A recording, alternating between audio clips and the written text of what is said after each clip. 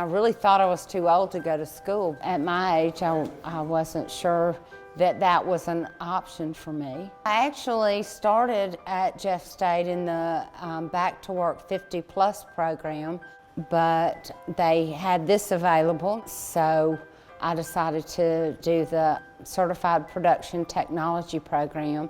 It was one night a week.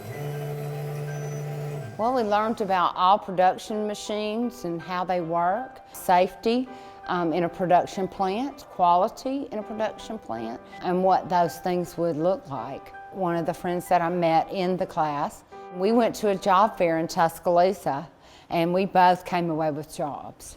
We had MSSC on our resumes, and they were like, oh, yes, we can find you a job. I had my first interview a week later. It was the right thing at the right time, and I did it, and here I am.